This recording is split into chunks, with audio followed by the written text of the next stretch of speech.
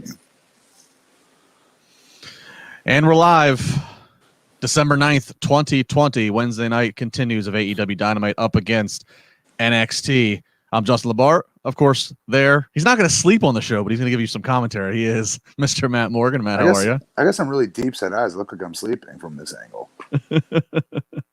And joining us for his second week in a row, the people have spoken. Job approval rating through the roof.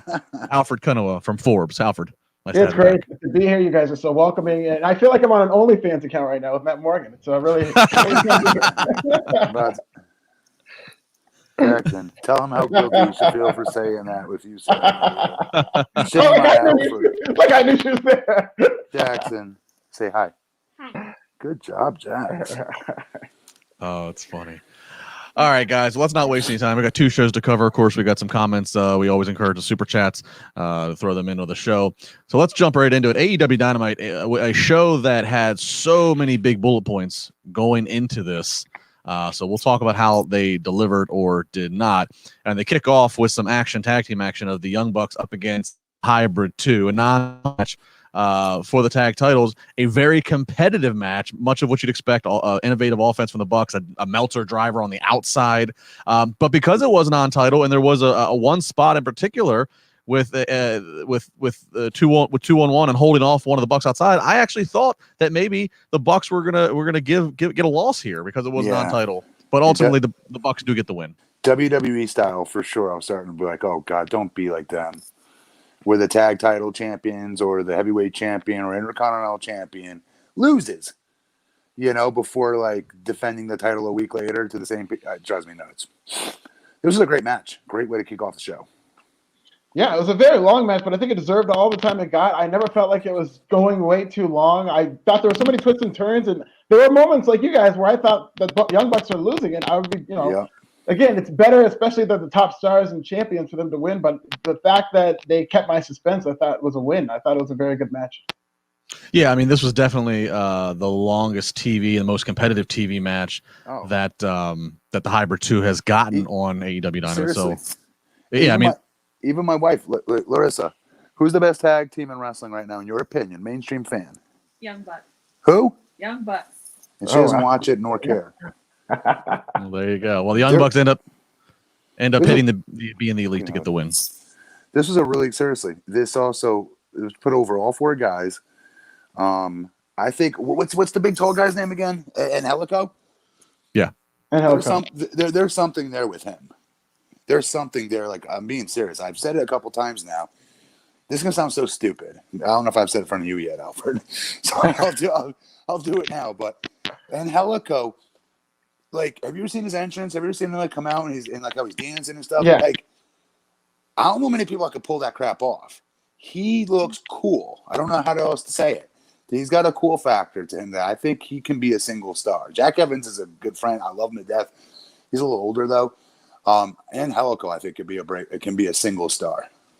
Yeah, and I like that they were showcased tonight because there's so many tag teams. It's such a logjam all of a sudden. You've got the Acclaim coming in. You've got the Young Bucks, the apprentices that came. Now that to see Hybrid 2 get featured is a really good thing, I think. Yeah, it's the deepest tag roster. It has to be. Yeah, and of course, Alfred, you mentioned the Acclaim. They had some interaction. They were ringside. They had some interaction during the match. So post-match, they almost jumped into the ring, but then here come SCU, who stopped them, gave them the cutoff. So building there. We get a quick backstage promo with MJF and Wardlow. MJF saying he's going to hurt Orange Cassidy and break a lot of Smart Mark's hearts tonight. I loved it. As they'll be going for the two meet for the AEW Diamond Ring. Huge pop here in the Morgan house. I died. That's great. We get Darby Allin sends a new video in. It's him doing one of those Rorschach tests where, what do you see, Darby? And they show him some pictures which are different silhouettes that he sees the different members of Team Taz, and he's given his verbal shots of them. And then the last one is a picture of the face paint of Sting, and Darby just chuckles and kind of leaves it open ended, which then transitions us guys into one of the segments that was the anchor. One of the segments I figured would anchor this episode, but they put it out this early. And that is Cody coming to the ring. They go to break and tease that they're going to ask Cody what he thinks of Sting. Right. But then it's actually Sting who interrupts Cody And now we go into the Sting promo. Before we get into what he said, just a real quick opinion here. Wouldn't it be, well, never mind where they put it, but wouldn't it be beneficial to say Sting is coming up next rather than have it be the surprise? Yes, duh. Yes, I'll agree to that. But with that said, let's go back to Darby really quick for 2 seconds. Yeah. Am I overthinking by saying, like, and I like this if this is true? Do you think they took this a little bit out of Batman? Do you remember Batman? Is either Joker or maybe it was Batman that had to see all those the blot tests, the same test that he just took. And he, like, I could have sworn that's where I've seen that before. And then he just starts laughing. It must have been Joker that had to see that when he was locked up. I must have read this in a comic book. But I took that that pre-tape, whatever you want to call it. I thought that was awesome use of Darby. And I love the connection to Sting. We all want to see this. Yeah, I really love that they do that with Darby because it's just so different from anything else that's on the show. No matter what it is, I always remember it. And when you think of the element of Sting wrestling, we were kind of touching on this last night, is that if it is going to be in a cinematic setting, that really does fit with what Darby does cinematically. I can only Absolutely. Some back-to-back funny super chats. Jody Sean Jenkins, whoa, did Matt get a bigger car? Only to follow up with, no, he was just in his house. I just got it. So we have 10 Canadian dollars out of confusion of Matt's locations. There you go, Matt. Marks.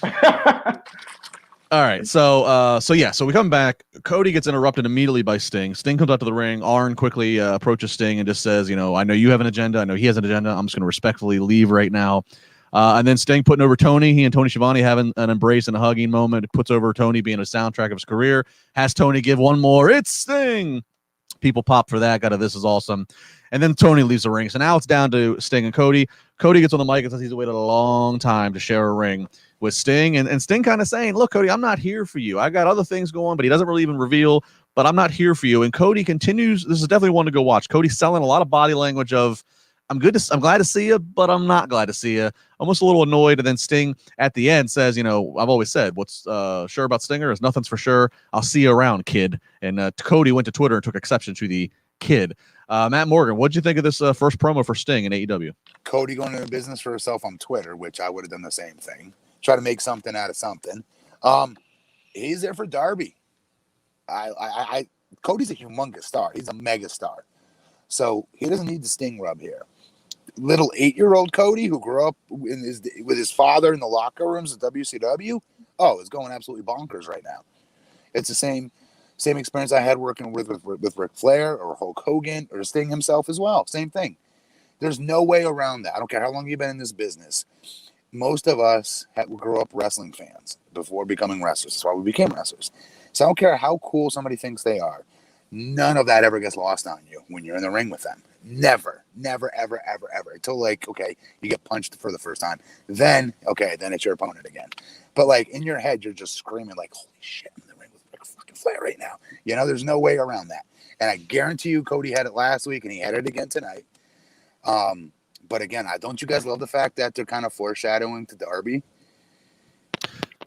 Yeah, I do like that a lot. And it also seemed like Cody was kind of trying to keep himself in the mix in terms of a potential opponent for Sting because the body language was pretty confrontational between the two.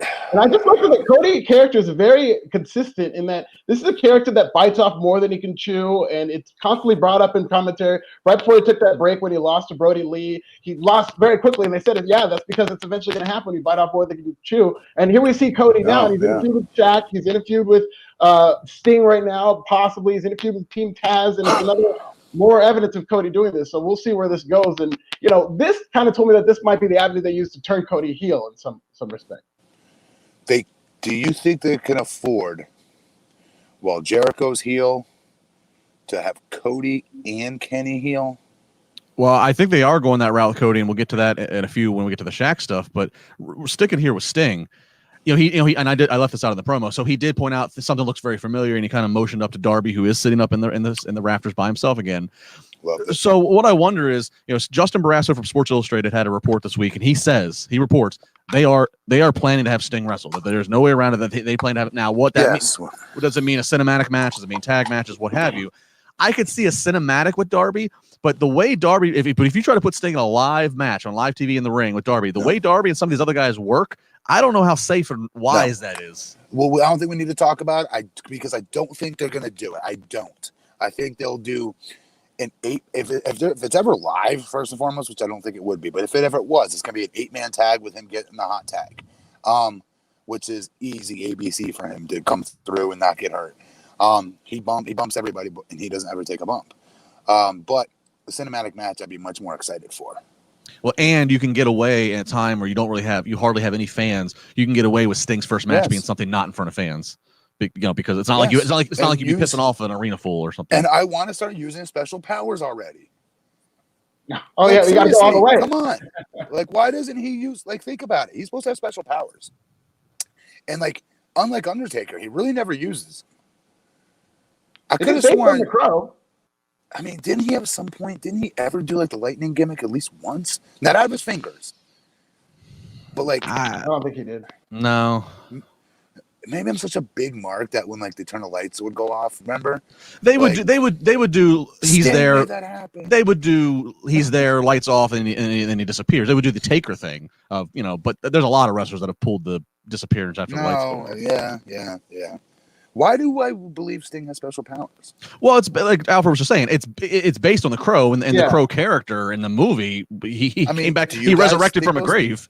Do you guys think those things about Sting or not? I think he might. I mean, it is a dark and supernatural character, especially when you compare it to the surfer gimmick that he had before. It's the opposite of that. It does seem like he's from the underworld. Like when you guys were younger, though, and watching when he first did the Crow Sting, did you all not think he had like some type of like I thought Undertaker-ish stuff going on? Oh yeah, I didn't classify him as like a human character. No. Yeah. Okay. Cool.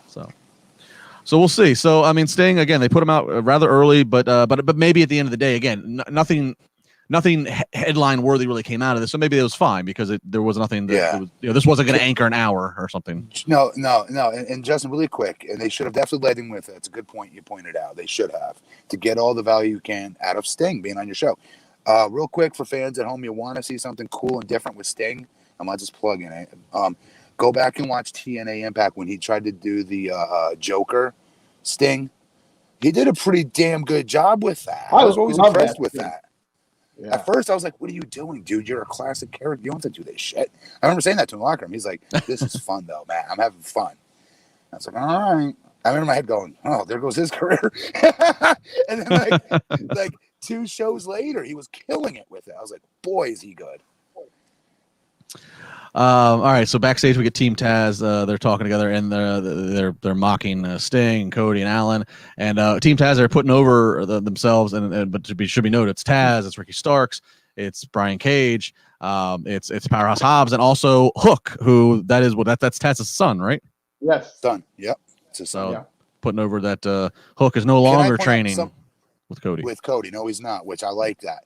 Really quick. I want to point something out on Being the Elite. I don't know if Alfred, you watch it, right? Sometimes. Yeah, I like it. Yeah, I keep up with it. Yeah. Did you also? I watched Sammy's show too. Sammy's YouTube show. The reason I'm saying that is because they had a really cool gimmick, I thought, with Powerhouse Hobbs on Sammy's YouTube show, where he plays Debo. He comes in the locker room. Someone's drinking a bang. He takes out his hand. He's like, "That's my bang." And starts drinking it, and like the dude's like, "Oh, meet my meal." He's like, "That's my meal." It totally like acts like Debo the bully. And if you guys can go get a chance to go watch Sammy's show, I'm not plugging the show. Go and fast forward to that part. It's a cool character. I think it'll be given much more depth to this Powerhouse Hobbs character. I'll check that out. That sounds hilarious. It's funny. It's funny as hell too. Up next, more tag team action. We get FTR up against the Varsity Blondes, which is Griff Garrison and Brian Pillman Jr. This very much what you figure to be FTR getting the glorified squash match, essentially. Brian Pillman, both Brian and Griff got a little bit of shine in here. Brian looked good in his shine. He definitely took an ass whooping as well through the heat of FTR beating them up. No surprise here. FTR gets the win via pinfall. Any thoughts on this match, guys? Oh, go ahead. I liked it. I liked it a lot. I think Garrison and Pillman Jr. have a lot of promise together. Just like you see them together, it makes sense. And I like the name, the Varsity Blondes. And there's definitely something there. I think it was kind of a mistake to just put them out there first week because they have been on Dark, and I've actually liked what they've done on Dark. And to just throw them out and have them on the losing end. But I get it. And then I think they've got a lot of promise. Yeah, and it should be noted after the match, Jurassic Express also getting engaged with FTR. Of course they do, because AEW cannot just have a clean finish to a match and then just everybody walk away. It's impossible for them to let it happen. But in their defense, this is why they need another show. They just do. They have so much talent on this damn roster. They're so packed with good talent. We haven't seen Jurassic Express in God knows how long it feels. In an angle, do you know what I mean? Being treated serious, especially Jungle Boy. Jungle Boy's supposed to be the second coming. Yeah. And they kind of dropped it with him a little bit. They're a new company. They're figuring it out on timing and things like that for TV time. But I was going to say real quick, I like back to the the Varsity Blondes. They do have very good potential. But you're right. I almost. What do you do though, really, Al? Because they are so stacked in that tag division. Right. Do you have them wrestle on Dynamite to job two no names out, or do you have them beat and then Helico and Jack Evans maybe? Yeah, you could start there. Absolutely. I mean, as soon as you saw FTR come out against these guys, I knew they were debuting. As soon as you saw FTR, it's like, oh, well, they're not going to win this one. And, at least they put up a fight. No. And like Clifton said, there was some shine there. But it's okay for the guys like that. I mean, it's not going to necessarily hurt them. I don't think anybody expected them to win. So this is where I'm going to be a hypocrite. Usually when I see stars like that, I want them to be stars. Meaning if they're going against a lesser talented team, they need to own them, crush them, beat them on to the next, right? Because that's what would happen if Michael Jordan's Bulls played some crapper NBA team. They would blow them out of the building. And Jordan would be chilling by the third quarter on the bench, drinking his Gatorade. So same thing in wrestling, I always thought. But I did want to see that FTR. I was surprised they didn't give them more. Because that's what they're known as. They're like a tag team version of Kurt Angle, where they always want to give more to their opponent because it's just how they are. But I don't know. Yeah, you're right. We haven't seen much of Jurassic Express, and I think it's a testament to there's so much. This is such a big roster. They have 1 2-hour TV show, and then Dark is like 5 freaking hours. It seems like it screams with the success Dynamite's had, and with the roster that they have compiled, even while in the pandemic, it screams that another weekly show on cable has got to be coming in 2021. Yes. Yeah. I'll watch. Yeah. So we go to earlier in the day, Alex Marvez, he's talking to Hangman Page, who's at the bar, of course, and Hangman Page all of a sudden is interrupted by Matt's favorites, John Silver and Alex Reynolds, pop up from behind the bar, and they notice, look, you need a partner, no strings attached against Matt Hardy and Private Party next week in the 6-man tag, and Hangman Page, a little reluctant, but he's not joining. He just said, I do need 2 bodies to partner up with, so teasing that for next week here with Hangman Page. Speaking of on being the elite, they actually put a little. Maybe there's a delay on my mic. I'm sorry, guys. Being the elite again, they did a little thing with Dark Order trying to recruit Hangman again. It gets a little silly, a little sloppy, silly, but it's again. I like this company and their talent so much. I like complete Matt Morgan. I watch all of their different YouTube shows too, because they do tie them together. I am Arizona. Yes, join the Dark Orgy, young man. That was actually going to be my comment. Yeah, I really want to see Hangman join the Dark Order. That was a quote on Being the Elite. He's not joking. They all got messed up. They all pretended they were drunk. And John Silver was like yelling that to him. Well, more Dark Order to come here as we have Dustin Rhodes with Lee Johnson in his corner up against 10 from the Dark Order. I want to comment real quick on the match, and then we'll get to what the real story, what happens after the match. This match, if you guys both saw this match was I don't know what happened. It was like it came off sloppy, and then the noting point that I had is at the spot of where 10 takes over and switches the momentum, he ends up giving a spine buster to Dustin, and it seemed like it was a huge miscommunication, and it was almost like Dustin was prepared to take like a atomic drop and had his leg straight down, but then 10 just flung him hard forward for a back bumper, and then Dustin took a long time to, I don't know, and then after that they went to a really quick, sloppy looking finish. I don't know, maybe it's just me, but it looked really, I don't know. It's so hard to tell because Dustin is so good. He's so good at selling. Yeah. It's hard to tell with him. It really. There was a spot in the match where it looked like they got their signals crossed, but I didn't really notice Dustin selling some. But if I go back and look, I'll just go back and look for it. But thought it was a little awkward at one point. Yeah, Dustin just got out, like he kind of just got out of the ring for a while and walked around and like I don't know, and then like it was just the whole thing it looked at. But anyways, Something Dustin gets back in. Yeah, Dustin gets back in. He ends up hitting a running bulldog and gets the pin. But then the notable point is after the fact, Evil Uno, who by the way looking sharp in the suit and he's dropped some lbs. Evil Uno comes out with the rest of the Dark Order, and he doesn't want to fight Dustin. He wants to improve Dustin's future and wants to recruit him to be member 7. And now, for those of you who didn't pick up on this, let us explain. Dustin left WWE back in the 90s from his Gold Dust gimmick, and unveiled in this all-white Uncle Fester makeup as this character 7, who was hanging out outside some little child's bedroom window, and then proceeded to cut a shoot promo on how stupid and silly it was. So this is like a little bit of a nod to one of the darker parts of his career. Matt, what do you think? Do you buy Dustin Rhodes going to the Dark Order? No. Alfred? No, he's Dustin Rhodes. No. But I love the can I just segment. point out something?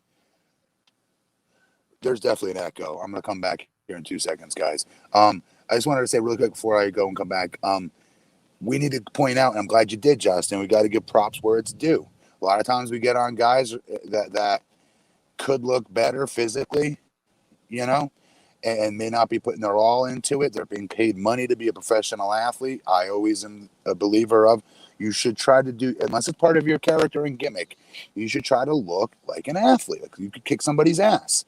And good on Uno, because he has done that and then some. Every time he comes out, he looks like he's dropped more weight. He looks like he's out there working hard, and he's a great promo. I went from hating his character to it's easily one of my, I'm not joking, he's one of my favorite characters on that show. Yeah, it's crazy. And Matt Morgan's not alone in hating that character. It was like this time last year, almost identical this time last year, might have been AEW's worst segment of all time. It was with the Dark Order, and a lot of people were saying, as AEW was resetting for the following year in 2020, they're saying, you got to get rid of the Dark Order. This is death. You can't have them be your top heel. Here we are, and they're doing some of the best work. As great as Brody Lee was, these past few weeks and months, especially on BTE, as you were talking about, have been great for the Dark Order. And when Brody Lee comes back, I think it's going to be even better, especially with John Silver. And the Brody situation, the Brody situation is interesting because Tony Khan, when he did a media call last week, I don't remember if he brought Brody up or if he was asked about Brody, but he said he really couldn't speak on whatever Brody's situation is, and he said, "I hope we have him back." But it was very vague. It didn't come off as an injury. It didn't come off. They've been pretty transparent when it's something with COVID. So I don't know. You're right. It's been odd that Brody came in as the big revealed exalted one, and then had a real quiet disappearance as of late. So, but Evil Uno definitely picking up the slack. I could actually see Dustin.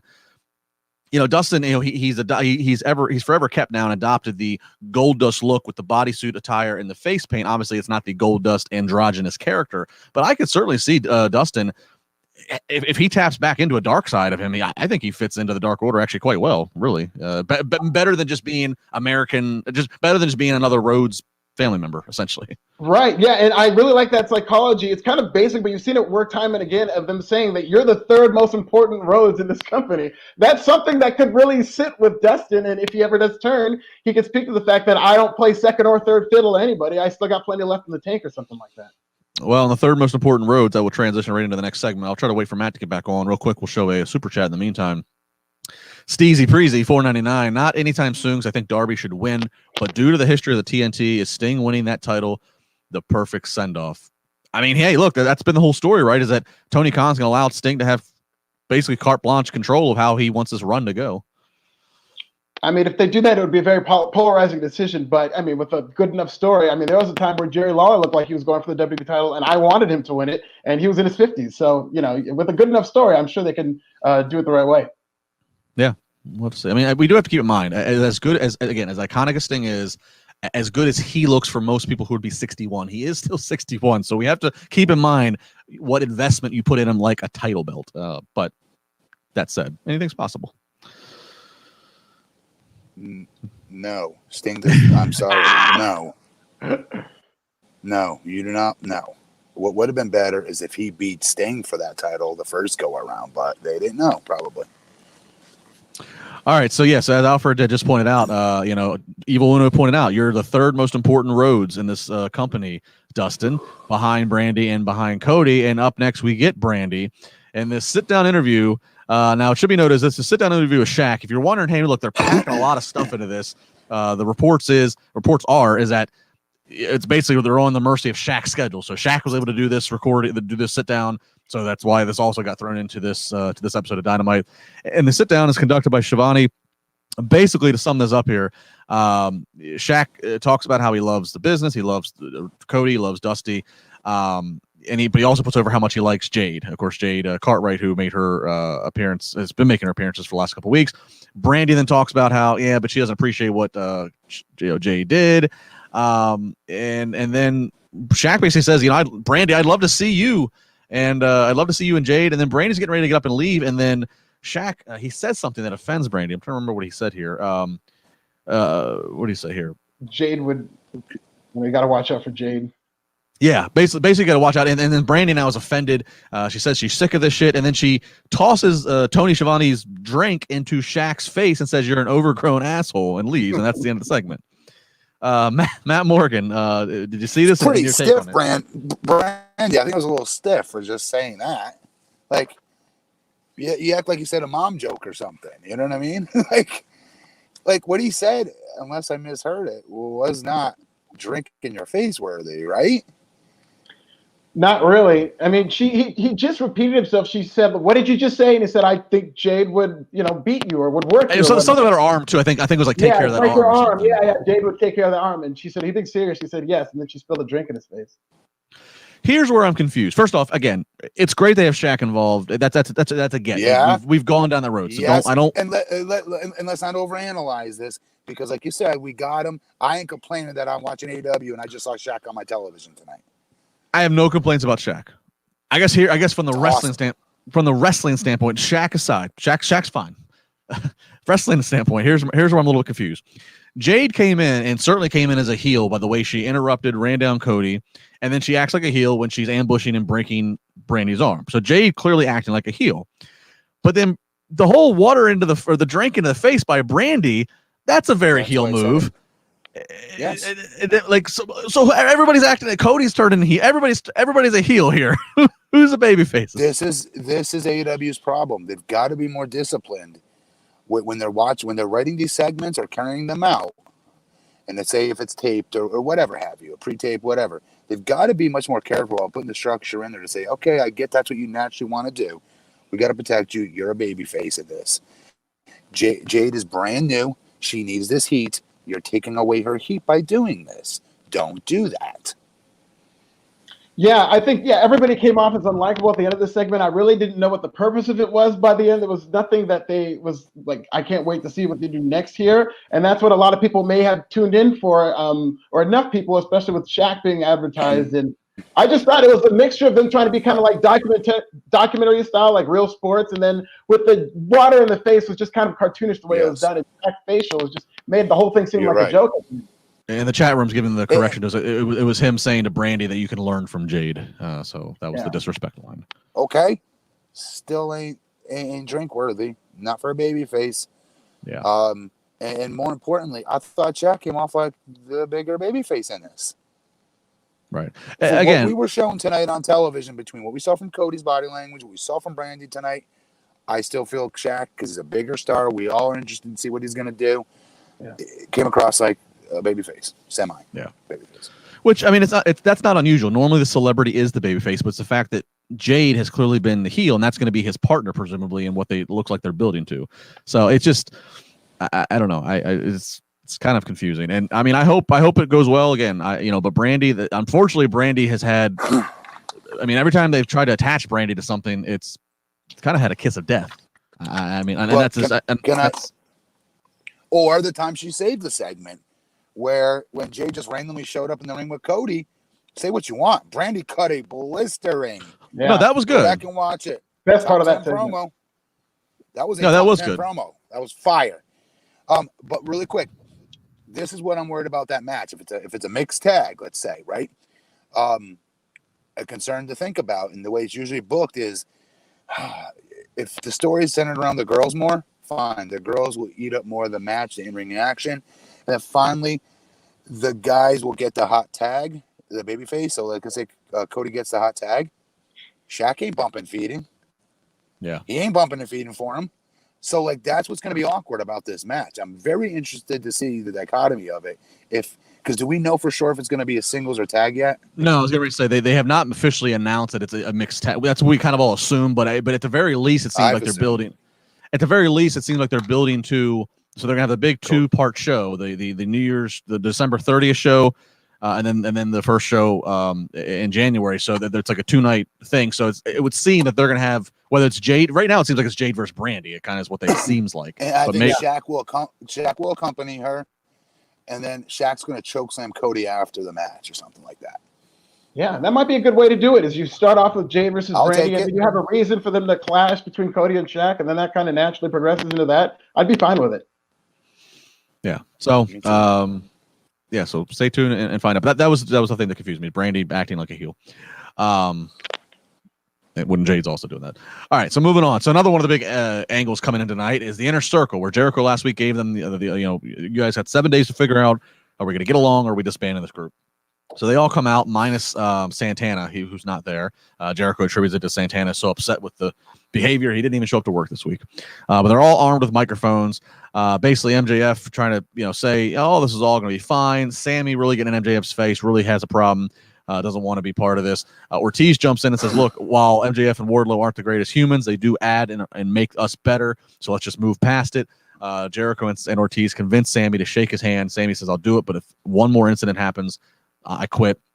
And then Hager says, well, now I have a problem. Why does this guy Wardlow keep staring at me? And then Wardlow says, why do you keep staring at me? It's creepy. And they go back and forth.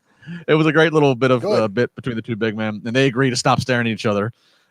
But yet they continue to stare at each other throughout the thing. But I watch it the entire time. My eyes are glued to them. We've seen how far they're going to keep kayfabe, but they do it the whole segment.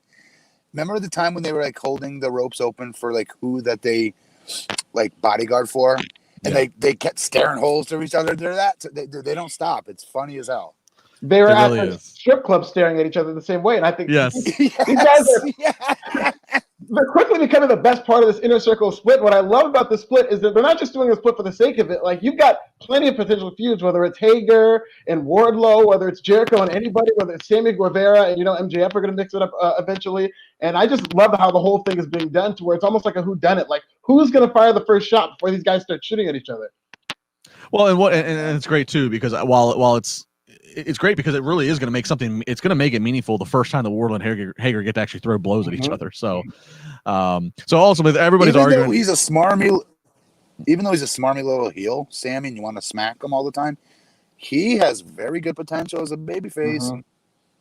Well, that's what it was, Matt. That's actually, it's funny you say that. The first time I ever saw Sammy work is he came and worked for us here at IWC Wrestling, and much of his, it's kind of like a Britt Baker story. Much of his indie run, he was always a babyface because of his offense, because of his look. Yeah. And then I thought it's interesting that Jericho said something very interesting once on his podcast, like, yeah, Sammy's smaller and he does a high flying babyface offense, but because he is such a pretty boy face, you kind of do look at him and go, I could just punch that guy.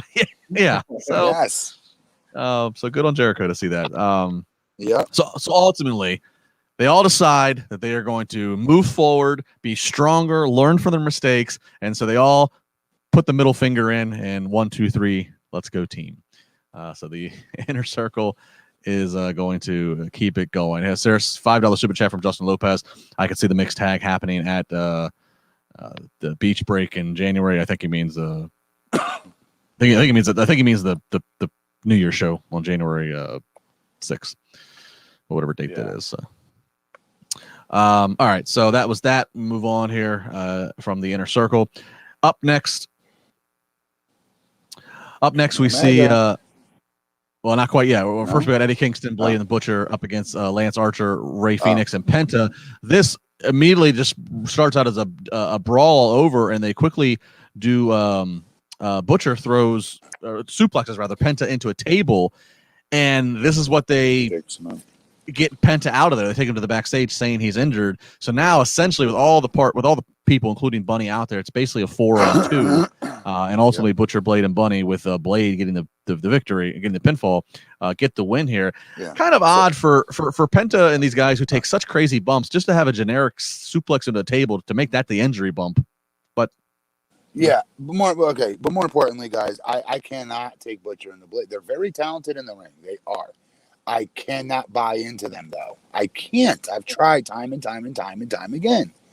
I don't know what it is. I don't know what my disconnect with them is. Is it possibly when they do run-ins and they're wearing white pants and like no shirt but with a Butcher uniform? I don't know what it is that makes me go, I don't like this. And one of them I'm very good friends with, so I don't like saying this. I want them to get over, but like I don't know what the disconnect is for me as a fan, you know? And then they were very, very clear about making sure that they protected Lucha Brothers, which good finally. I just wish they weren't on the losing end of everything. Like they're the most talented tag team, I would argue, other than FTR and Young Bucks. What the hell? What do these guys got to do to get back on top? I don't know.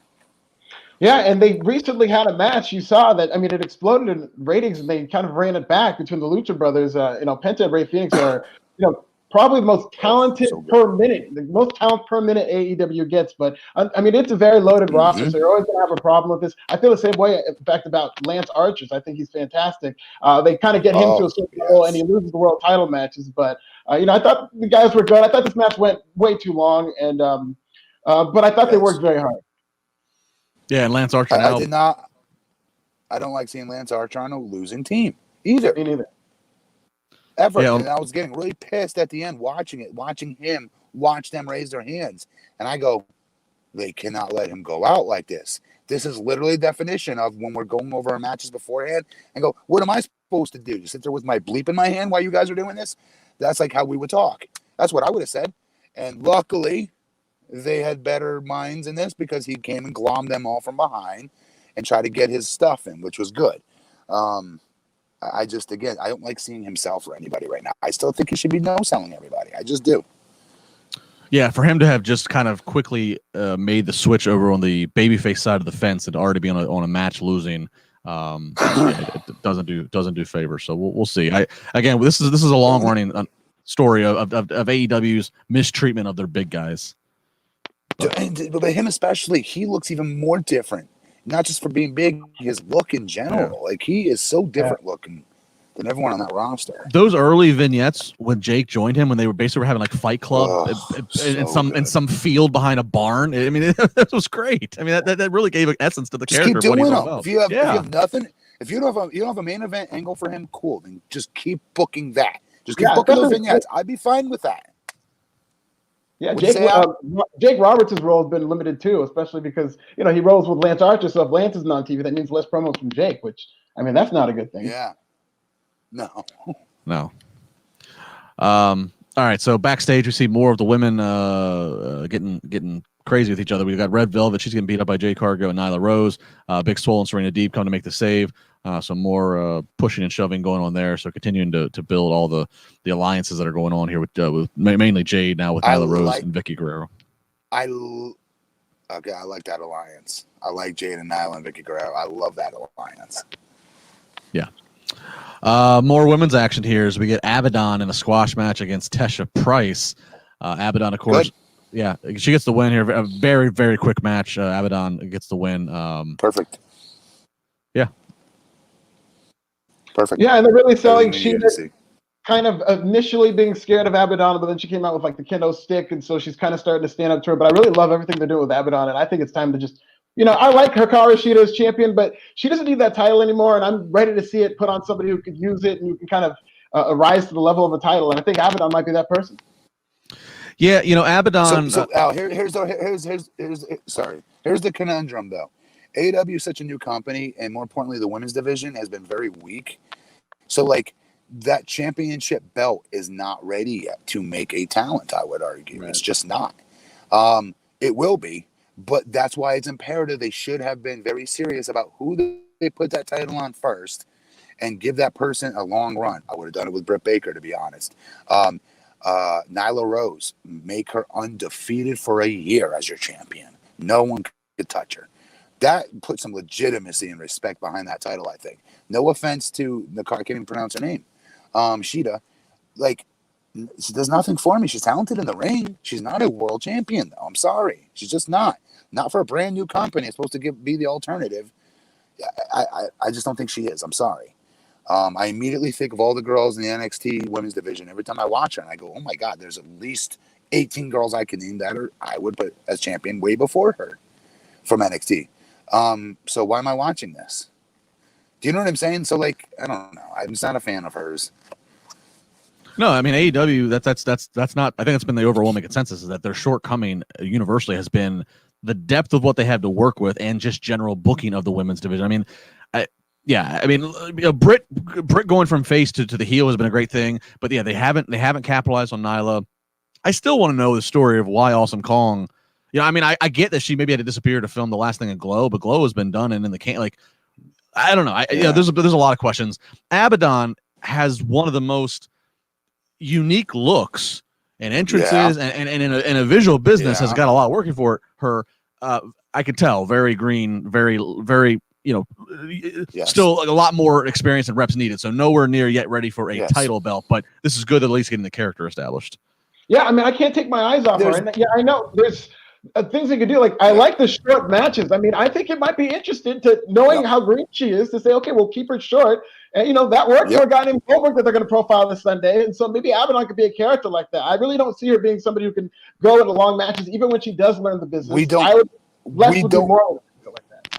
Yes, that's how I felt about Bray Wyatt doing the Fiend character at first. When I saw the mask he was wearing, I was like, how's he going to be like shut off the ropes? What's that going to look like? You know what I mean? Is it going to look hokey? Yeah. Like he's wearing like a Dollar General mask at times from certain angles. Is it going to look? I remember being worried about the first time it debuted. So like when you have an over the top gimmick like that, I do think less is more. Makes her look like more of a monster, right? And she's there just to tear people's heads off. That's her shtick. It should be. And because she's green, it's going to play right into that by keeping these matches short, and it makes her look better. And in the interim, she can keep practicing, get better. They did this with Undertaker. They did this with so many big guys over the years. It's not even funny because it worked. It's only in today's generation of wrestling where they don't do it like that. They expose these poor guys and gals that don't have as much experience, and then they show their asses, and then they don't really get that time to recover and get their, not legitimacy, but their what's the word back? Their credibility, their heat, so to speak. Credibility, back, so to speak. So I love seeing the short match with her. They need to continue this. I would keep building her. Yeah. I think universally people are interested in. She's awesome. So we'll see where. And because of her gimmick and her look and her entrance, though, don't you think? If you keep it short, that stuff won't ever get corny looking. It won't get tacky looking or hokey looking. I saw her on Dark once, and I remember feeling like, oh crap. There's some of this that feels like she kind of looks hokey from this one angle. I remember thinking. I know that's a lot of overthinking, but I'm an overthinker. And I remember thinking, like, they gotta stop treating her like the other wrestlers. She should not be treated like the other wrestlers. She's special. Yeah, and I just think the general booking philosophy of the women's going to have to change. In the first year and some change. It's just been yes. And again, does Kenny book them? Does Kenny book the finishes? At least from my understanding, at least to start when Dynamite kicked off, Kenny was doing. I don't know if he still is, but I know that he was getting a lot of flack from viewers and fans of, okay, Kenny, you love and appreciate the Japanese wrestling. That's great, but some of these ladies might not be connecting. They're not connecting with the American audience the way that you think that they are, or they connect. None of them were. That's not their fault. But I know we got to keep it moving. I'm sorry. No. All right, so we'll see where it goes. We Abaddon, again, character everybody's kind of interested to watch. All right. Another big angle coming into tonight, and my sarcasm's here in my voice, I'm just going to say it. Kenny Omega, a cool entrance, arrives in a chopper with Don Callis as they approach Daly's Place venue. They hit the ring, dismiss Tony Schiavone, and I'm just going to go out and say it right here. If you miss Kenny Omega and Don Callis on Impact, no worry, because they repeated the same effing promo verbatim tonight. They talked about how Don Callis has known Kenny Omega for 27 years. It's a bigger screw job than Montreal. The AEW title is the most important title. Y'all fell for it, hook, line, and sinker. We're not we're not going to yet tell you what the big plan is. Even though last night on Impact we told you we're going to tell you what the big plan is and surprises tonight. There's so much weight and interest going into this, and I feel like they just took a crap on all of us. But what would you want them to do though? We get on wrestling for being too quick and shotgunning things too fast. Because last night, Matt, they make a big deal on last Wednesday. Right, good, great. They make a big deal last Wednesday. They should overpromise and underdeliver. That's what a heel does. Make a big deal that they're going to be on Impact. Okay, great. They're on a tour bus at Impact. They cut the same promo in 11 minutes on Impact with Josh Matthews. We got an announcement tomorrow. The only hint we're going to give is Lex Luger. Then tonight come and same. It's like, how do you think you're trying to grab fans? Lex Luger helicopter flying down, trying to beat Yokozuna. That was the Lex Luger tie-in, right? I'm happy. This came off like such a huge troll job. Like, I hope. Thank you. Like, I just saw a documentary on Andy Kaufman, that Jim and Andy documentary, so that's fresh in my mind right now. This seemed like something Andy Kaufman would have done, like a prank on the audience, where yesterday he says, we got a big announcement tomorrow, brother. Tune in Wednesday. We tune in Wednesday. He kept the identical. I'm going to have to go back. As soon as we're done with this podcast, I'm going to go back and listen to that. I think it was word for word what they said last night. Like, I think this is high concept 4D art that they're doing to where, like, down there saying the invisible hand, the Sheik, this 10-year-old curly boy. It's literally the next town in an election campaign. And I think this is part of the gimmick that they're just going to keep going. And they're not ready yet. They're not ready yet. And look, Matt, and I get it. I get that they're heels. Right. I get they're heels, and they're supposed to overpromise, underdeliver. I get that they could be working me. But you're trying to defend Kenny. You're president of the fan club. I'm admittedly reaching. I'll admit. Right. But here's where my real issue with it is, and it's one of the news stories Raj wanted to have included, so I'll just say it right now. Impact, them being on Impact, and then also Tony Schiavone and Tony Khan had an infomercial on Impact last night. It worked for Impact. This benefited Impact. Impact drew 221,000 viewers. This is television. We'll hang on to streaming. I almost called it on the nose. I said 221,000 viewers on Access. That's up 33% from what they did on Access the previous week. That's TV, and then on the streaming of Twitch, it looks like they topped out at 50-something thousand at one point, which the most they'd ever had prior to that at one point was like 17,000. So this Impact benefited out of this. They got new eyes. So my point being is that when you're dealing with this cross promotion, and when you're doing something that hasn't been done in U.S. wrestling television all that much in the last 25 years, hasn't been done since back in the 70s and 80s and the territory days of having promotions really work together on this scale of world champions moving around. And I just felt like you had a lot of eyes and interest in tonight's Dynamite. And maybe it's a troll job, maybe it's a heel job, but I think it's underdelivered and quite frankly took a crap on themselves. They pissed on their own shoes. I thought Kenny looked cool tonight in a suit. I'm just going to point that out. And I mean, where does Impact go from here? There weren't even Impact guys on the show. This is the only tie that they had to Impact. It kind of quickly loses momentum from them in terms of moving forward with this interpromotional relationship. Yeah, Jackson Callens, $4.99. Jackson says, I still don't know why we had to be on Impact last night, and I feel more fans are turned off to check out Impact now. Yeah. Anyways, much love, boys. Thank you, Jax. I agree. Yeah, I mean, they're more turned off. They're more turned off to want to watch Impact because Impact was terrible in what they displayed on their show, getting the most eyeballs this year on their show. What I said last night, Justin, is Impact dropped the ball big time with what they decided to showcase. I don't give a crap. It was a taped show. You redo that crap the minute you find out you're getting Kenny Omega to come to your show, and you put all your TNA homegrown or more original talents, if you will, different talents on that show in high situations that make them look good, especially their champion. They could not have taken a bigger dump on that poor kid. So yeah, a lot of questions. And again, I know that this is, I don't need everything on week. I get that they're going to build stuff, but the sequence of events in the past 7 days for what, again, last Wednesday, I opened this podcast and said, I'm not over exaggerating. Tonight, the wrestling world changed both because of the Sting and because of the Omega Don Callis stuff and the teased Impact. And I feel like the follow up was, so there we go. Okay. From there to here, yes, I agree with you on this. Not with the Sting stuff. I still feel the Sting stuff is still mega proportions. Oh yeah, I love this. Yeah, no, the Sting stuff I'm okay with. But this was. All right. Anyways, they announced their holiday lineup coming up December 23rd. They are going to be immediately following the NBA playoffs. They'll have their holiday bash. I love that screen. Something very simple. The screen they put up right there, very basic, very simple to follow. But I thought that was genius. We don't see that crap in WWE. I thought that was really smart how they did that. I know it's a small thing, but an important detail, because now we know, set our calendars, DVRs, and all that other crap for those dates. I'm tuning into all of them.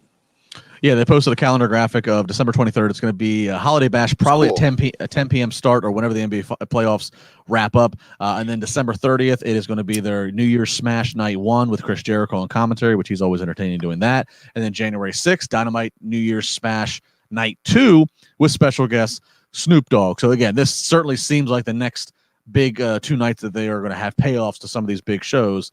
And hey, having Snoop Dogg, that's a big deal. Snoop Dogg obviously was all over social media when he was the commentary for the Roy Jones Jr. Mike Tyson fight. Well, commentary for that fight. Obviously, Snoop Dogg very, very well known and connected to have done stuff with WWE. I'll be curious if WWE blacklists Snoop Dogg now that he's doing this. Yeah, they probably will. Yeah. So we'll see. They can. Undertaker and him have a clothing line together. Good luck with that, WWE. Undertaker ain't losing no money. Well, and Snoop Dogg has a niece in or a cousin in Sasha Banks who. Justin Lopez, $4.99. I was going to say there's no reason for me to watch Impact next week. There was no follow up at all. So yeah. I mean, just think about all the big storylines in wrestling history. Week after week, you're more excited by them to a certain point. We're in week 2 of Impact versus AEW. I mean, are you more excited about the storyline?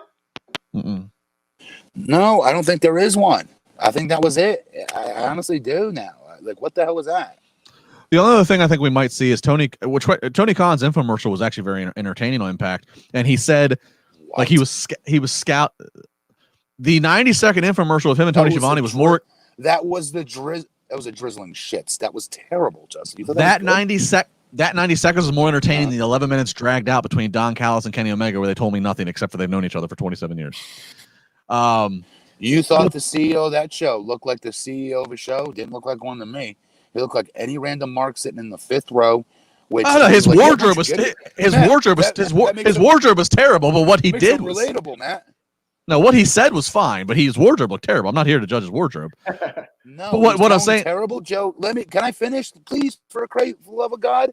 What I was going to say was he wasn't funny. He was trying to be funny, making fun of Tony. Nothing he said was funny. And they both looked out of place. And I thought that was a missed opportunity. They did do a good job of putting up the graphic of showing, hey, here's what's on AEW to an audience they already have. But I thought Tony's appearance was not good. I'm not impressed with Tony on camera. He needs to stay the hell off camera. Well, you're right. Everybody that's watching Impact already probably watches AEW, so it's not like you're gaining any viewers. I agree with that. But what something that Tony had said that caught he said something about maybe scouting tag teams. The only other thing I could see is maybe we see, the Good Brothers or something from Impact. Maybe they show up on AEW. But yeah, I don't think this is going to be what we all dreamed up in our heads of a potential of like some going to war. So. Also, we have to consider whoever attacked Dean Ambrose or John Moxley might end up being from Impact. Maybe that's how they keep it going. That's a good point. There you go. They never did close that that's up. Not bad, actually. No, they did not. All right, Alfred, you might have the prediction of the year if that comes true. Oh, well, we'll see. I'm not saying I'm a genius, but come on.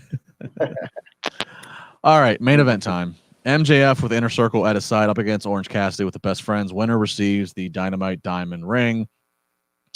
This match,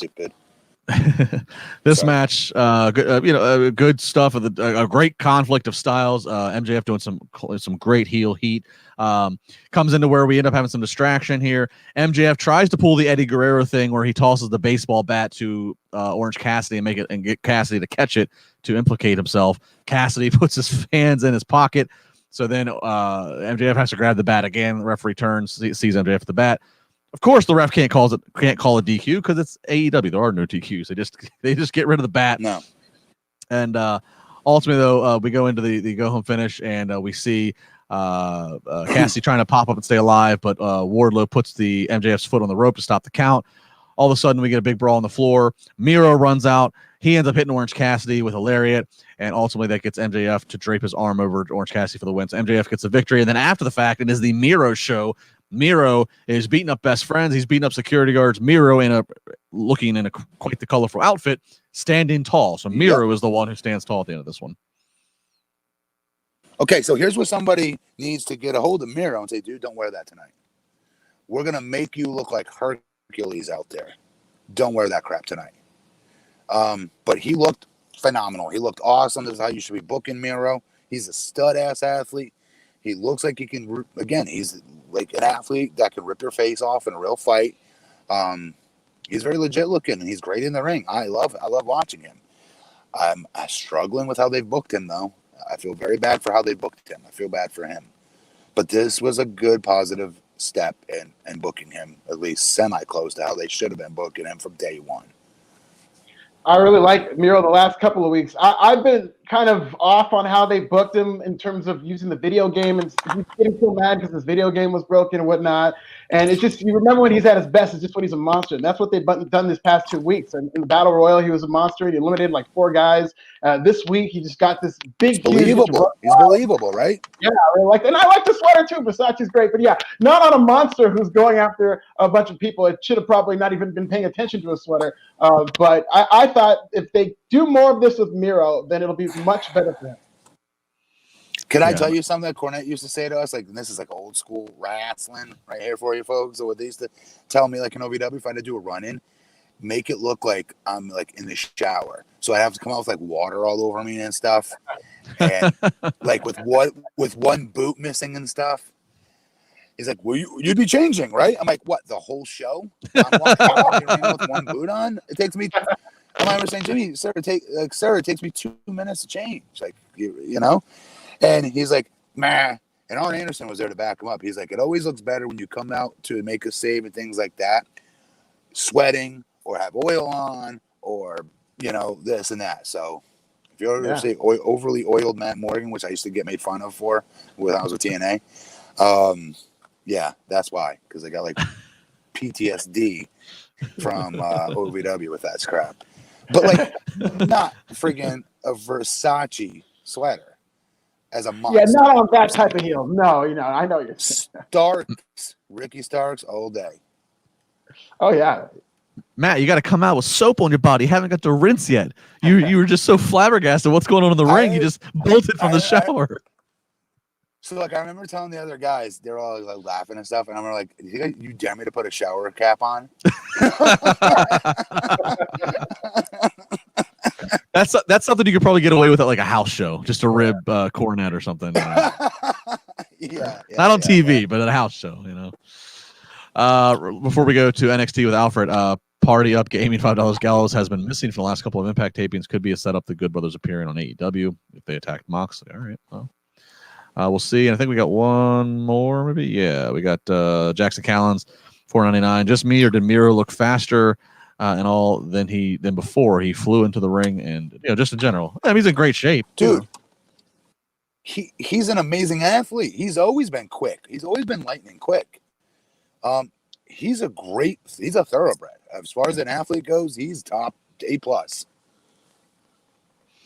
right, so that was AEW Dynamite tonight. I'm gonna be honest, guys. I think this show might do over 1 million viewers because of what they had going into it. They've only ever done over 1 million four other times. But based upon, at least my opinion, I feel like there was some segments that there was such hype, and it just kind of. No, the second half of this show dropped off drastically, I thought. Yeah, Sting, Shaq, Kenny Omega were the 3 big segments, and I mean, if I was going to judge the show on those segments alone, I'd say delivered massively, and was disappointing. Yeah, I agree. The first half of the show, like with the Young Bucks, how they opened it up was great. FTR's appearance was great. When was Abaddon on it? Second hour? Probably. Second hour. But like the first hour felt like it was better than Sting was on the first hour, right? He was the second segment. Well, he was after the first match, he was next up. Yeah. So that's why I feel confident saying that. Yeah, the first half of the show was definitely much better than the second half. Yeah. So again, we'll see what the viewership is, but as they're moving towards this payoff, probably these New Year's shows. All right, Alfred, you want to take NXT here real quick? Sure, we go to NXT. They open with a recap of War Games. Then we go into the CWC with Finn Balor.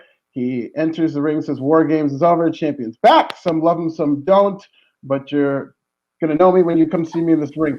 He's then interrupted by Pete Dunne. Pete Dunne gets a couple words out. He's interrupted by Kyle O'Reilly, who, after being put over kind of as a big babyface, winning after War Games, did not come off as a babyface in this segment, even if that was the intention. He starts saying, Peter, Peter, and I'm the man that broke your jaw, took you to the limit. Finn Balor's back after a broken jaw. And here is Kyle O'Reilly taking credit for it. And listen to that inner voice and let vengeance be your friend. He's just talking like a total heel. Then Damian Priest comes in and interrupts him, and it really kind of turns into a bickering segment. This segment kind of falls off the rails because I think they're supposed to be going back and forth, because Damian starts off and says that something is not. Pete Dunne says, "Aren't you the geezer who couldn't even beat Leon Ruff?" And then Damian says, "Aren't you the guy who gets paid by McAfee to keep his mouth shut?" So they're supposed to be going back and forth with these insults, but it gets really awkward. But Finn Balor just completely walks off in the segment, walks up the ramp. And he says, if you guys would have let me finish, I would have said that's Regal's job. I don't know who's going to be the next #1 contender. So then the lights go down, and you hear the ominous music, the smoke come up from the ramp, and out comes Scarlett Bordeaux. Scarlett comes out, Karrion Kross's music plays. Finn Balor, which I absolutely love, plants his feet in the dirt, turns around. He doesn't let her speak. He says, well, let me guess. TikTok, tell your boy that when he's ready, Finn's ready. He walks off. Total babyface, gets cheered. Finn chants. Damian Priest follows up, kind of piggybacks, and he says around the same thing. You usually tell your boy to wait in the car. Next time, tell him that he has to step up to me like a man, and she smiles maniacally. This was a mixed bag, kind of awkward early, but I just love the booking of Finn Balor. How many times have we seen the Finn's music play and babyfaces on Raw or SmackDown have to, oh no, the Finn is here! But Finn Balor, as soon as he knew what that was, he was like, all right, tell him to come meet me in the ring. I absolutely loved it, Matt.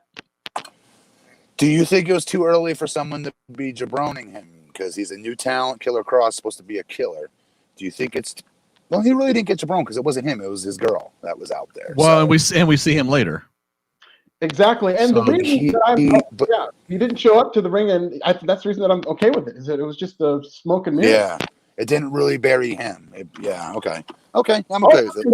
It's your babyface world champion. And you're right. People should be selling for Karrion Kross, but your babyface world champion should not be backing down from a fight with the top bad guy in the company. That's true. Yeah, he shouldn't. Well, and Finn shouldn't be backing down from the bad guy's henchman lady. You know what I mean? Yeah. So I thought this was great by that. Right. Yeah. It foreshadowed what we would get to see later. And not to be shallow, I'm going to be shallow to visual business. Scarlett looks smoking, and the Legion of Doom esque spikes coming out of the black outfit she was wearing. I gotta at least. It was like a one piece. An amazing outfit from Scarlett. Woo! Bigfoot Sneakerhead 299. Not to be biased, I believe NXT was better. Thank you, Bigfoot Sneakerhead. We get backstage. Pete Dunne gets up by Killian Dane. We set that up for a match for later. Then we go to Jake Atlas versus Swerve Scott. I really like this match. It was kind of a technical back and forth match. Swerve Scott had the advantage toward the end, but Jake Atlas came up with a roll-up victory from out of nowhere. So they continue to do stuff with Jake Atlas, who they're kind of promoting as a guy with heart. After the match, Jake Atlas offered a handshake to Swerve Scott, and Swerve Scott didn't want it. I thought Jake Atlas kind of came off as obnoxious, but I guess the idea of this is Swerve Scott is going to be a heel coming out of this because he had the heel facials and he was not happy with it. Good, Justin. Get your shit in, Justin. No, Matt, go ahead. Okay, Tommaso Ciampa got a great. Real quick, I'm a big fan of Scott. I don't like him as a heel. He is such a good babyface. They haven't given him, I want more time for him, but he is such a good babyface. The way he wrestles and just the way he naturally just has he exudes a charisma that's babyface. So I'm not liking if they are going to do that. I'm not behind him going heel. I don't like that at all. Yeah, and very crowd pleasing style in the ring. I just loved his series with Legado del Fantasma. I think he's so good in there. Oh, yeah, it looked like he was trying to be a heel. That's okay. He's going to learn. I'm telling you guys, when you're a talent, it's not until you become heel, because a heel is supposed to lead the match, generally speaking, and you learn how to work. I just always feel that, because your job is to gauge the crowd as well. and call things on the fly. And I know today's day and age, that's a little bit of a lost art as far as the heels leading the matches, because everybody's very inexperienced by comparison to back when I was wrestling. Guys were like having 20 years of experience. It's not like that as much anymore, but it's still the heel's job to do that. So my point is, you have to hit the fast forward button on your development when you become heel, in my opinion. So Swerve Scott's going to be a better babyface for this. So we get to Tommaso Ciampa backstage, and he's discussing Cameron Grimes. Really good promo. He says, "Insecurity describes itself as confidence. Yeah, it was. Tonight, we're going to find out which one is true for you." Then we go to Everrise versus Imperium versus the Grizzled Young Vets. Very lively match. The story of this match was essentially Everrise was just being super heels, hiding in the corner, running around. They try to run away as soon as the match began. They're picking their spots. And finally, they try to use their heel tactic, and it backfires at the end. Double team ticket to mayhem on Chase Parker, and the Grizzled Young Vets win. What did you think of this match, Matt? I hate the name Grizzled Young Vets, but I love the tag team. I love watching them. Every time they come out, I'm more and more impressed by them. Every time I watch any of their matches. Good match. That other team bothers you, I could tell, Alfred. No, they don't. Everrise does not bother me. I like the story of this match, that Everrise was just kind of running around, picking their spots. It was a really well done match. It's just your basic professional wrestling, to where I like the fact that they're establishing themselves as a clear heel instead of three guys just doing moves. Okay. It's one team that's clearly heel, and then their heel tactics backfire. So it's just a basic storytelling match. Yeah, you're right. I thought last week you didn't like what they were. Yeah. Yeah, okay. I didn't think they're ruining that long good match, but they're good heels, I think. They are, and they're talented as hell in the ring when they eventually do go and wrestle. This was a great tag team match. So like when was it Bigfoot Sneakerhead said like NXT's better? This was one of the matches that I will argue played a huge part in that. This was a great match tonight. Yeah, and it all depends on what your appetite is. If you want more traditional heel versus face, X's and O's, bell to bell wrestling, I think NXT is going to win you out more times than not. If you like a more modern style, if you like a little bit more, I don't like to say crash booking, but I mean AEW is more faster paced. It's all a matter of what it is that your palate wants. But this is a great example of, I like it when you do triple threat or four weight. The wrestling is more original. The wrestling feels more original too, because a lot of the British influence of a lot of the British wrestlers that are on this show now. Their styles are different. If you go back and watch it, NXT's got the high flyers. They've got the guys that could do wrestle 100 miles an hour and do all these high spots and crazy stuff that we've never really seen before, right? Just like AEW does. But by the same token, that British influence is noticeable to me when I watch this show, and there's a little bit of a difference with that. And tonight's match, it was pretty heavy. Very good match. I think NXT does do a better job of long-term storytelling and character talent building. AEW is a lot more faster pace, come as you go. That's just my opinion, but again, everybody's different what they want. Super chat here, Joey Dorgan for $2. It looks like WWE already pulled Snoop Dogg stuff. Joey, you don't have to pay more money. I'll try to keep an eye on the chat. Please elaborate. What are you not seeing that was there of Snoop Dogg's from WWE? Yeah. So please, Joey, I'll try to keep an eye on this as we go. That's hilarious. Until Undertaker calls them and says, "Put that shit back up now." Can't like that. Come on, can't do Uncle Snoop like that.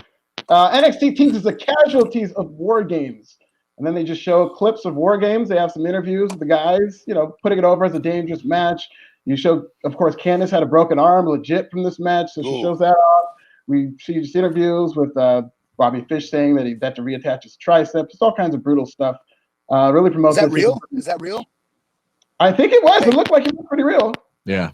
Yeah, they showed pictures of it. Tore his tricep? He had to reattach his tricep. I don't know if that means that he tore it off the bone or how bad he injured it, but I'm sure they're all. I know the legit injury list coming out of War Games was pretty deep. They had quite a lot of things to tend to. Then we go to Toni Storm. She's talked about how she's going to be the next NXT Women's Champion. And then Io Shirai comes in. She says, "It's not that I have a problem with you. I just don't like you." They start to brawl. They brawl to the CWC. Toni Storm at some point tries to escape, but Ember Moon shows up. She attacks Toni Storm, tosses her into the stairs, tosses her back in the ring, and Io Shirai finishes up with a moonsault. Listen, the heel just got beat down, and I don't know where we go from here, but it looks like they're squarely focused on a number one contender, and Might be Tony Storm. It might be Raquel Gonzalez, but we'll see by the end of the night, I guess. What a number one contendership, though, right? Like, I love both talents, so I feel like as a fan, I win either way. Yeah. So Joey and other people are saying the same thing, that the Undertaker gear, when you search Snoop Dogg, nothing comes up. So Joey says that. D. Flores says they pulled the Taker and Snoop merch.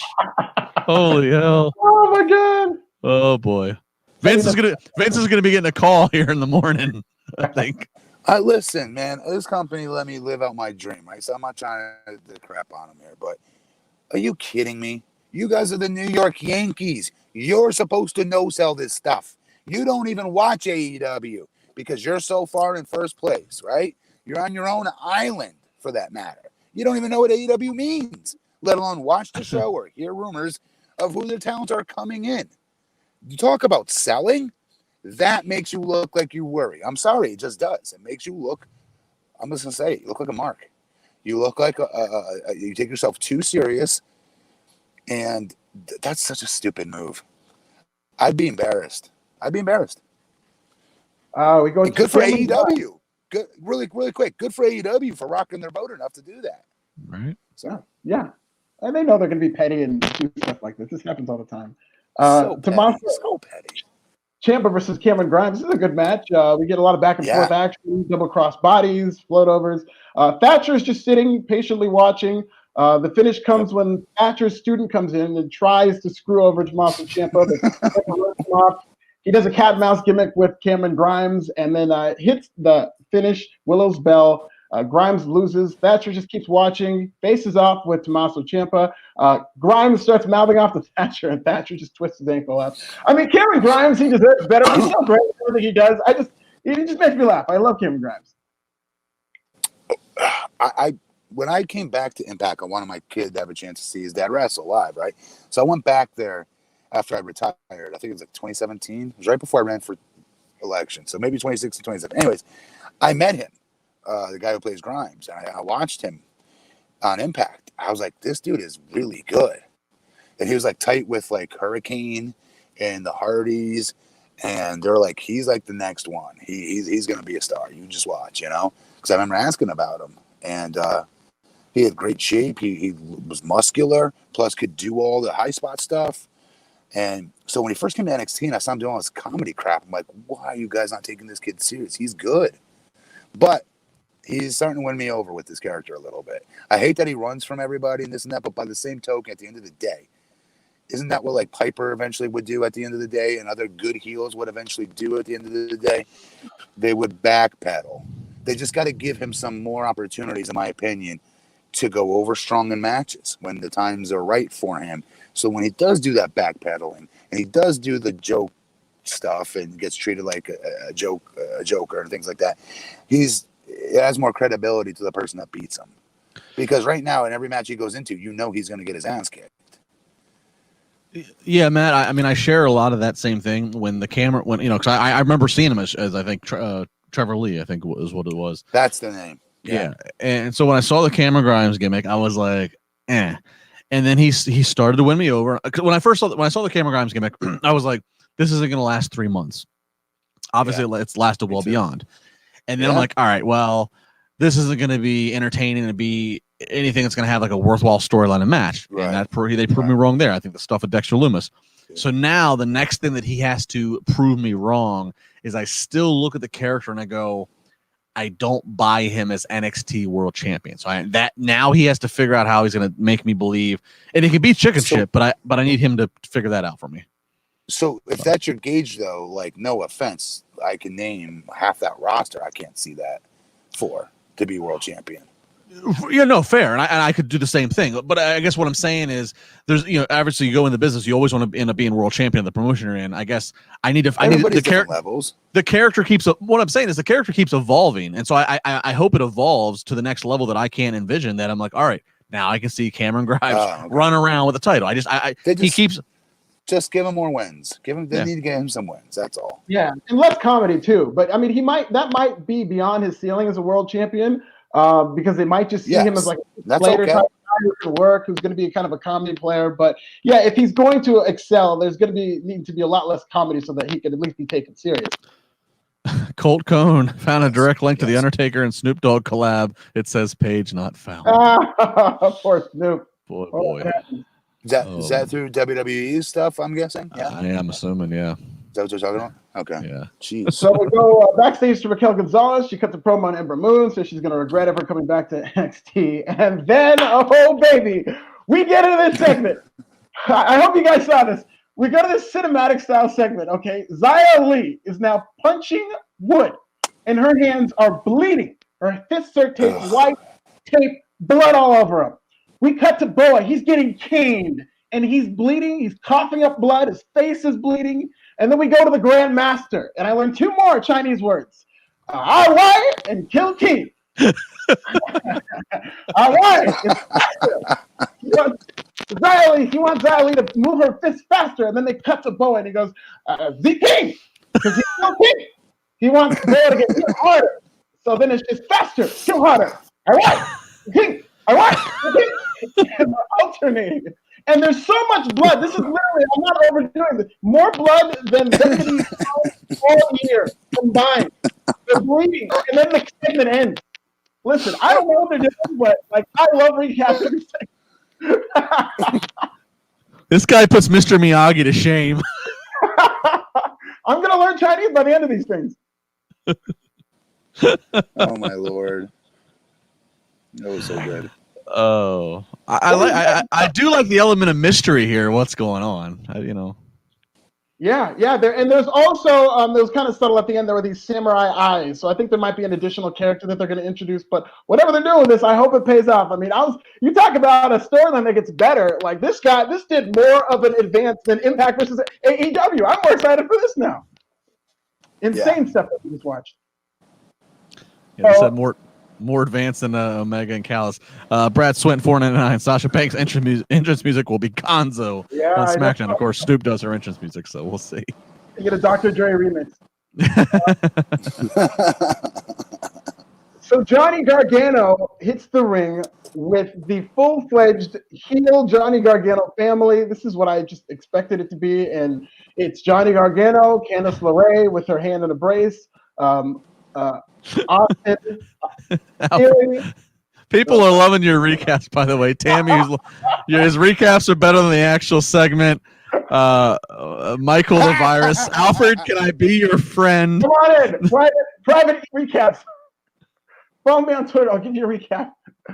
Thank you, everybody. They're fun to recap. Just incredible television. And Justin Lopez, $1.99. is going to make Sasha change her music, so we're still on the Sasha music thing. All right, sorry, Alfred. Go ahead. I want to give you your love. Go ahead. Give me all the updates I need when it comes to that and Sasha Banks and Snoop Dogg. It's a developing story. Where Johnny Gargano and the heels, they come out. So it's Indy, it's Austin Theory, Johnny Gargano, and Candice LeRae.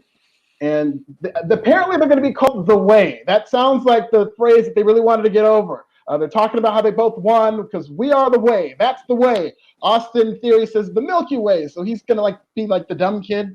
Johnny Gargano says that he's a 3-time North American champion. And Candice just putting themselves over. And then the segment really picks up because Johnny Gargano has a very expensive gift for Candice LeRae, saying just how expensive this is. They reveal it. It is like the worst youth sports trophy you've ever seen. Like it is this cheap. It's got a doll instead of an actual trophy person. It's just this awful trophy that Johnny Gargano gives to his wife, Candice LeRae. They're interrupted by Damian Priest. He says he's going to come up there and shove the pipe up his ass. But before he can, he gets jumped by the returning Karrion Kross, who just beats him up, lays him out, powerbomb on the stage. And we're off and running with Damian Priest likely being the first victim of Karrion Kross coming back. What do you think about that, Matt? That's mega. That's big time. I am not a fan, and I love Karrion Kross, but I'm not a fan of Damian Priest being treated like this for what it's worth. But if you had to, it's with this mother Fletcher because he's a star. He's a headline act waiting to happen on the main roster. And I dug this. I did. It was weird seeing Priest be treated like this. It was. And that's what made it so big. Yeah, it was. you I guess you think that maybe the Cross's first match back, whenever that's going to be, is against Priest, which you presume Cross needs to win. Remember, this is the guy who won the NXT World Title and then had to vacate it, a night later or a week later. So, but it was great to see Cross back, and then obviously the camera following him all the way to the car of him and Scarlett driving off. I'm glad he's back, and I'll say this: I heard there's a lot of from fans and people in the business wondering. Cross made such a quick, great impact on NXT, and then he gets injured.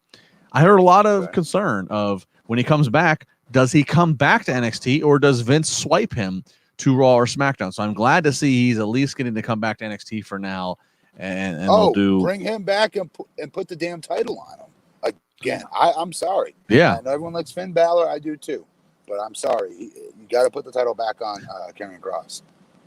Bernie and a huge star tonight. He did. Bernie and DC. Alfred already thrust to the top baby face of the Wrestling Inc. brand. Oh. Thank you, Xylee. I appreciate it. Oh, man. But yeah, and that kind of goes back to my point. One of the reasons I really want to see Karrion Kross take that title from Finn Balor is because now Finn Balor is just kind of acting like such a badass that it's going to mean more if he just beats this guy who's at his absolute best at being booked strongly. Right. Yeah. Yeah. But that was one thing I didn't like is that this was actually a pretty fun segment with Johnny Gargano, and the Garganos were just this was like the launching point for this new top heel faction, and that was kind of pushed to the side by the end of the segment because you're not really thinking about Johnny after this. Why are we calling this a faction? Time out. Why are we calling this a faction? Oh, well, they are. They are. Like a family. They're going to do the whole Gargano family. It's like Austin Theory and Indy. They're going to be Indy Hartwell are going to be like their son and daughter, and Johnny Gargano and Candice LeRae. They've been doing this they're like the suburban Four Horsemen, essentially. Is what they're going. That was your best one of the night. That was your best one of the night by far. Which is very accurate, and quite frankly. I kind of wondered to myself when Johnny won the North American title back. I said, "What the hell else can he do on NXT? He's been the top babyface in singles. He's been a babyface in tag. He's been the top heel in singles. So I guess heel stable is there." Yeah, and then that's stable.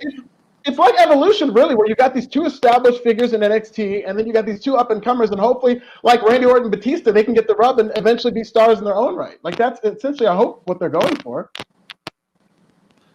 And I'd be okay with a Johnny Gargano heel faction. I'd be okay with the Johnny Gargano heel faction trying to fight for TV time in the ring with a Pat McAfee faction. Yeah. Johnny and Pat arguing over who needs to have more. I could buy into it because we didn't see Pat tonight. I could buy into that. Yeah, that'd be great. We need to see Pat. I want Pat on every week. I think he's awesome. But you know something? At first, I didn't buy Johnny as a heel. I was like, "There's no way he's going to be able to pull this off." He's just screams babyface. But he's done a really good job with this, you guys. He's done a very good job with this. Very obnoxious. Just wearing the most obnoxious, like turquoise suit. And again, yes, like Sammy Guevara, like Britt Baker. Had never done a heel thing. He had always been booked in his career. His favorite wrestler is Shawn Michaels. He idolizes Shawn Michaels. My first indie company I ever worked for was a company that Gargano's family owned. He was the Shawn Michaels of our company, the way that he was booked and the way the spots he did. I never thought I could see him as a heel, and now I think his heel work is better than anything he's ever done as a face. It's amazing. Incredible performer. We go to backstage. Malcolm Bivens. He advances the storyline with Thatcher's student. He says, "Let's talk business." Then we go to Pete Dunne versus Killian Dane, which I love. I thought this stood out from everything else. It was so hard hitting. They're going back and forth. Killian Dane basically screaming at Dunne for trying to end his career. We get a high spot from Dane with a fisherman suplex, top of the rope. Then out comes Oni Lorcan and Birch, and they attack Drake Maverick. They get run off by Dane, but the distraction is enough for Dunne to win with the bitter end. So apparently, looks like the Kings of NXT, they're still going to run together despite the fact that they lost at War Games. Good. I like the group. I like the group a lot. Really quick, Malcolm Bivens, I think, is insanely underrated. He needs to be cutting more promos. I love his promos. Yeah, I think they'll be doing more with him, too. And I like how subtle it was last week. I actually missed it the first time around, but he was actually giving his card to Timothy Thatcher's teammate in the background. And so this week they're actually doing a front promo. Hopefully they just keep doing more and more with this. Tim said He's Alfred talented, man.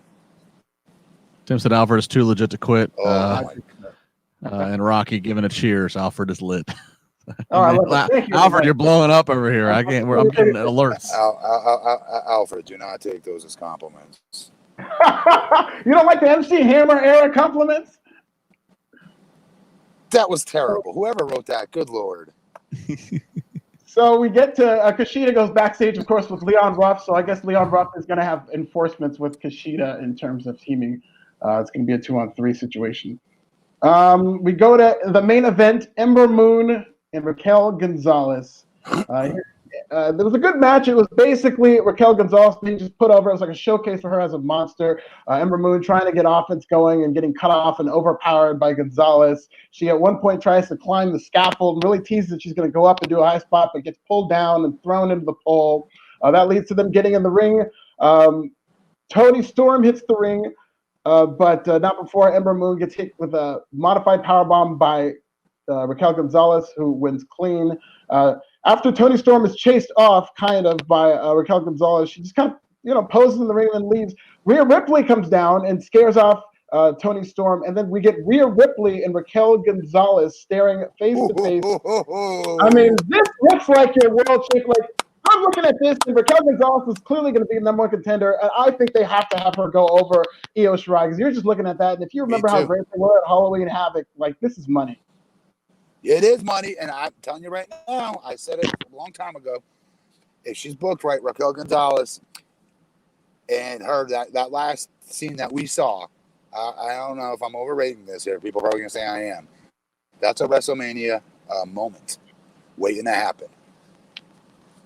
It is. Yeah, I mean, these two are on a collision course of crash course. Right. Yeah. Who has been the stud babyface? It's Rhea. Who has been the emerging bigger stud heel, and Raquel? They both look like they can kick ass. So this is great. Dude, this is Kane stare off with Taker. This is Big Show stare off with Kevin Nash. This is Andre Hogan. Do you know what I mean? The big, but on the female side of things, man. This is, you don't get this often. This was dope. I love the hell out of this. I love this. Yeah, and it's great just, storytelling. Such a main event level, just no over promotion of what it is. They're just kind of staring at each other, and you know that this is going to be a big match sometime down the line. Dude, I'm sorry. With all of the talents, and I'm a AEW homer, I admit it before I even give my opinion, all right? I thought NXT show was better tonight. I did saying that. I think NXT, I had my focus far on the two screens far more in AEW, but I was let down in more ways. I think NXT accomplished more. They progressed more tonight with things they did. Yes, and especially how they ended it. Let me ask you a question. Which show ended better? Hotter. NXT ended better. You want to come back and watch.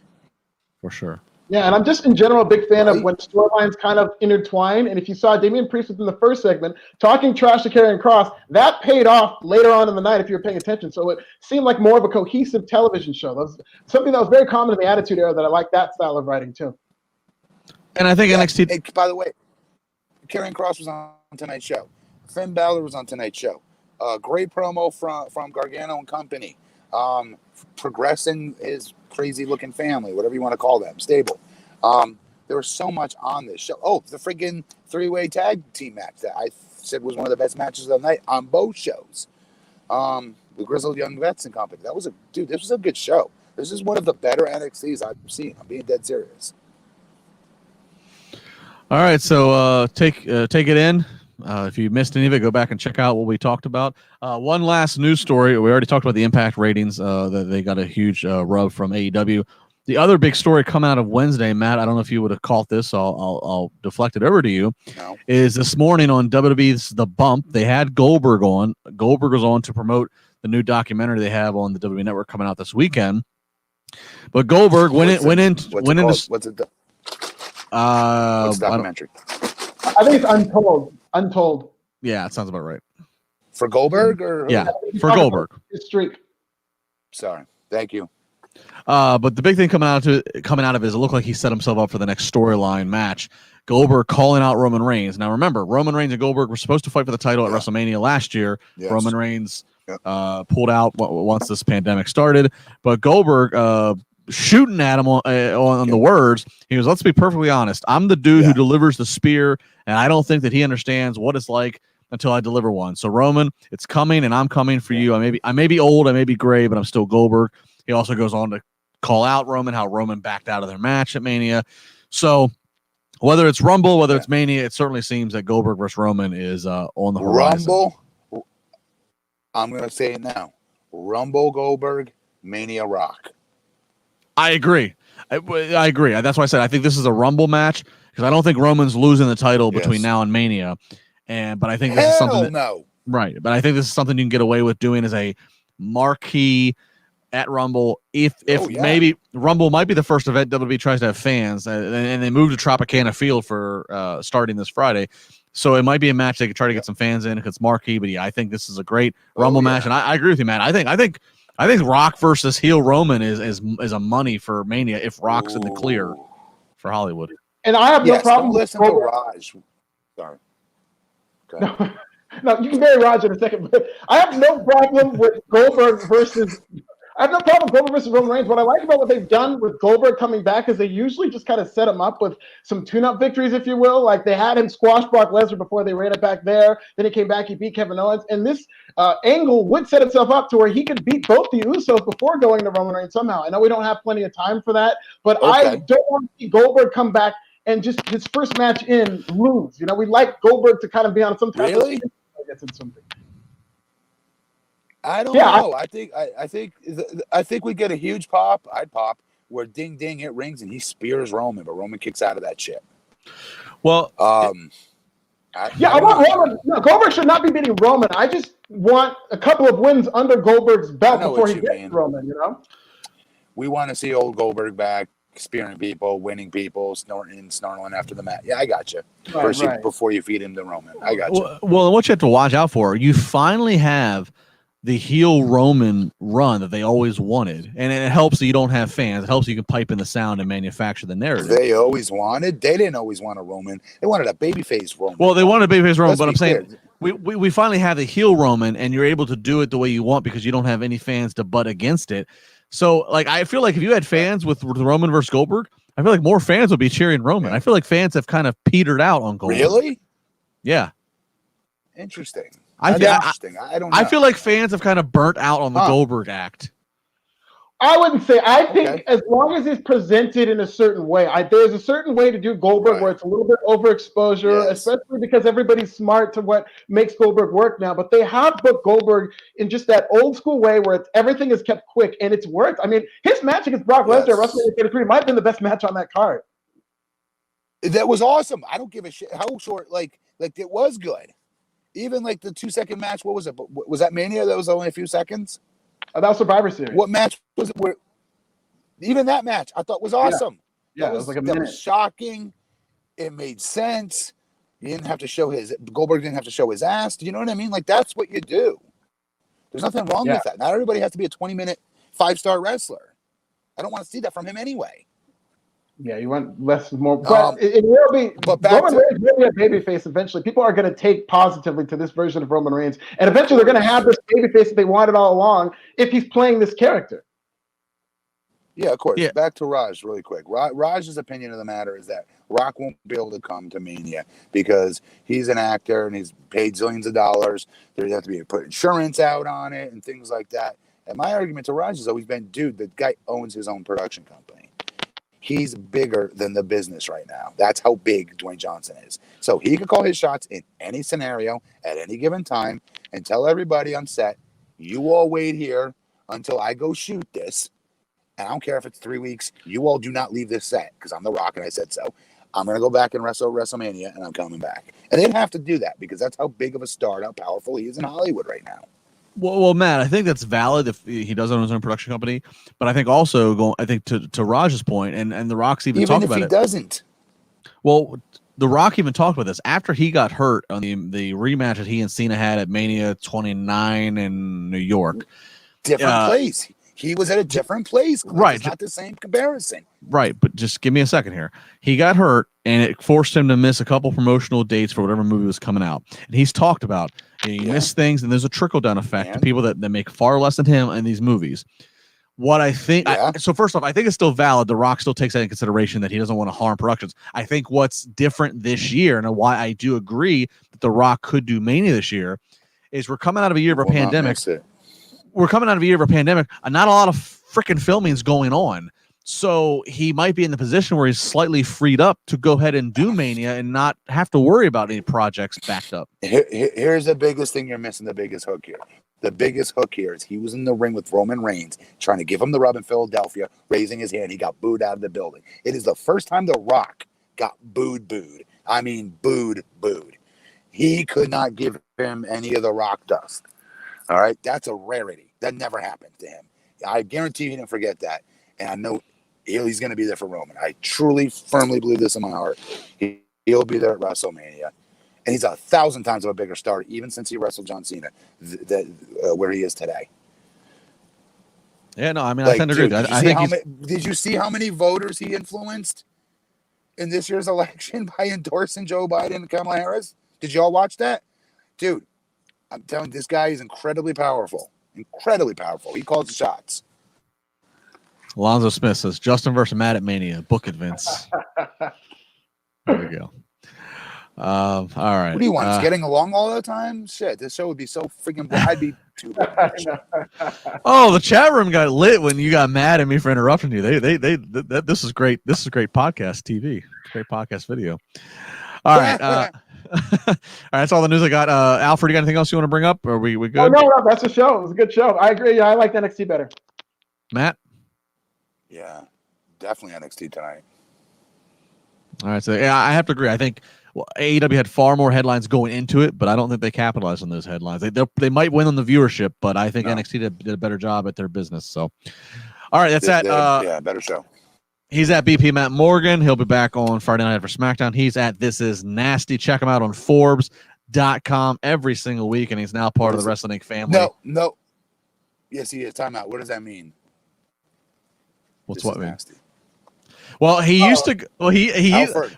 Back when Alfred and I worked together in the old days at the old place. I never even called him Alfred. He was Big Nasty. That was his name. That's your gimmick? Yeah, it was my gimmick at the time. I was Big Nasty, I just had a name that I earned it when I was playing rugby, and I just kept it. Rugby? Where did you play rugby? Where'd you play rugby? I used to Santa Barbara. Oh, wow. How tall are you? Tall? 6'2.5", 6'3". Yeah. Okay. He's big. Alfred's big. Alfred and I would be on a green screen together. He was in LA. I'm here in Pittsburgh. We'd be on a green screen every night together, talking 3,000 miles away, and we had great interaction. And then the first time I'm in person with him, I think we were outside of MetLife Stadium doing a post game for Bleach Report after that Mania. We walk up to each other. I go, holy hell, look at this guy. Alfred was no joke. I was like, who gave you the roids from Bleacher Report? I get my Yeah, that's awesome. That's good. A lot of good times. Had All to right. ask that. That's cool. A lot of good times. Viewership was great. Comments were great. Thank you, everybody. Make sure you follow these guys. Make sure you hit Thank you, guys. subscribe. Leave a comment. We'll be back Friday night after SmackDown. This trio will be back next week, Wednesday night after AEW and NXT. Be safe for everybody. Thank you.